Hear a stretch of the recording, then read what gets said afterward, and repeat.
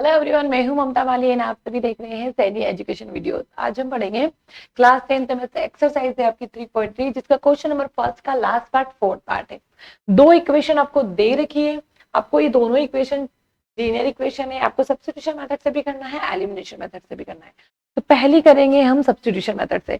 तो पहली इक्वेशन, पहले इक्वेशन को इजी बना देते हैं क्योंकि फ्रैक्शन में दे रखा है। तो पहले इक्वेशन दे क्या रखी है आपको, x/2 plus 2y/3 is equal to -1। ठीक है, ये पहली इक्वेशन को इजी करते हैं। तो देखो यहाँ पे बीच में प्लस लगा है, दोनों ही फ्रैक्शन में है, तो आपको लेना पड़ेगा एलसीएम। तो 3 और 2 का जब एलसीएम लोगे तो आपके पास आएगा 6। अब यहाँ पे क्या होता है एलसीएम में, जो एलसीएम आता है वो लिखोगे। फर्स्ट फ्रैक्शन का डिनोमिनेटर कितना है 2, 2 3 6।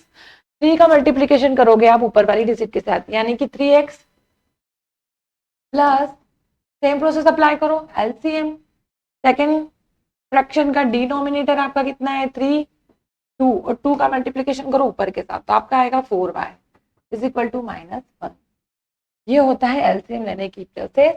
अब यहाँ से अप्लाई करेंगे, देखो 3x plus 4y is equal to 6 जो है आपका डिवाइडेशन में है, तो वो इक्वल के उधर जाएगा तो मल्टीप्लीकेशन होगा, तो 1 के साथ मल्टीप्लीकेट होगा तो 1।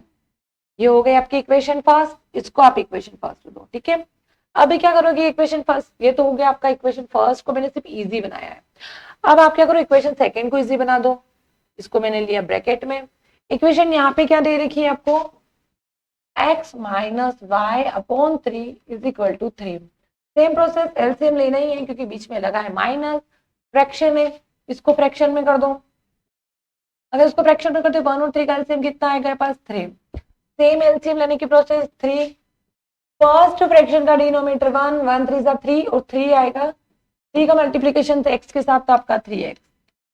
सेम एलसीएम 3, सेकंड फ्रैक्शन का डिनोमिनेटर आपका 3, 3 से 3 कटा 1, 1 का मल्टीप्लीकेशन y के साथ होगा तो y इज इक्वल टू 3।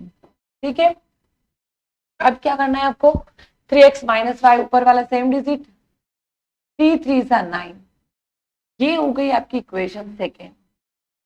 ठीक है, इक्वेशन फर्स्ट आपके पास है, इक्वेशन सेकंड आपके पास है। आपको लगाना सब्स्टिट्यूशन मेथड।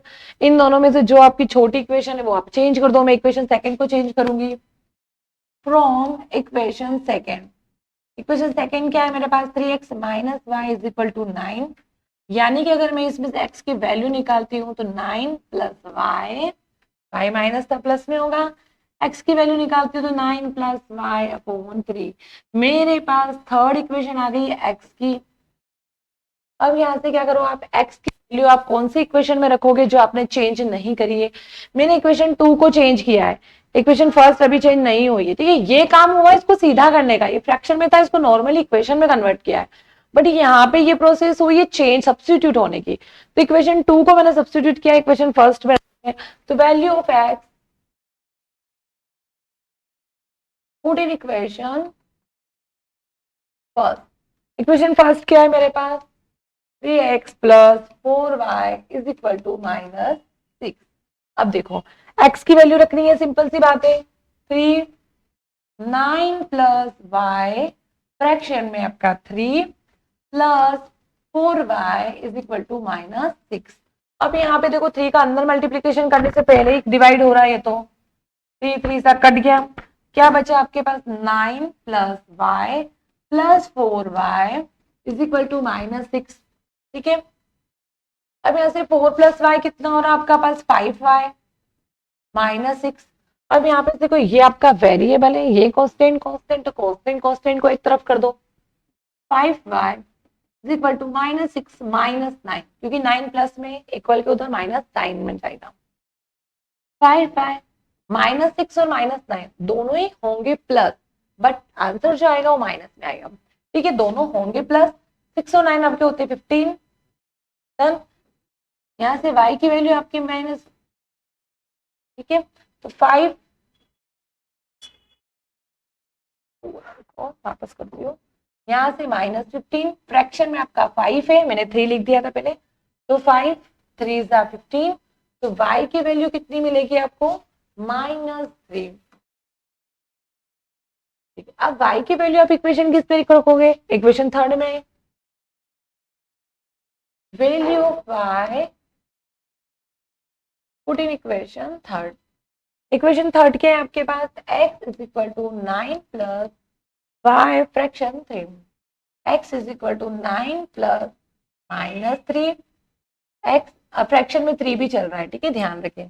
9 माइनस 3 कितना होगा आपके पास, 9 minus 3 upon 3, x is equal to 6 upon 3, यानी कि मुझे x की वैल्यू क्या मिलेगी, यहाँ पे 2 मिलेगी, ठीक है।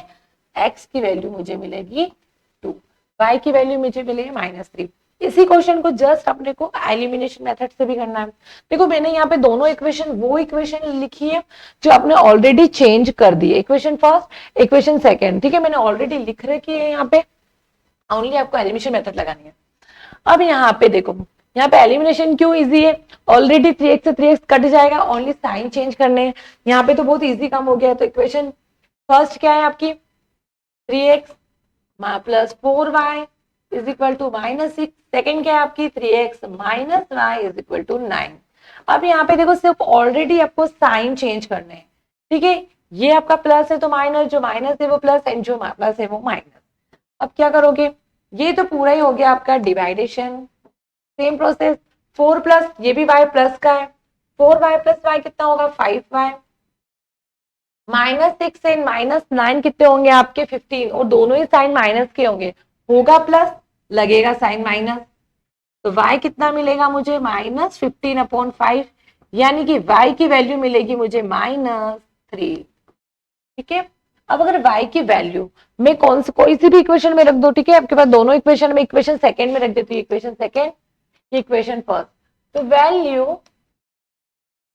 Of y put in equation, मैं रखूंगी इक्वेशन सेकंड में, मुझे इक्वेशन सेकंड छोटी लगती है, ठीक है, तो 3x minus y is equal to 9, तो 3x माइनस देखो यहाँ पे ऑलरेडी माइनस भी है, या ऑलरेडी आपका साइन माइनस में आया है, ठीक है, minus minus is equal to 9।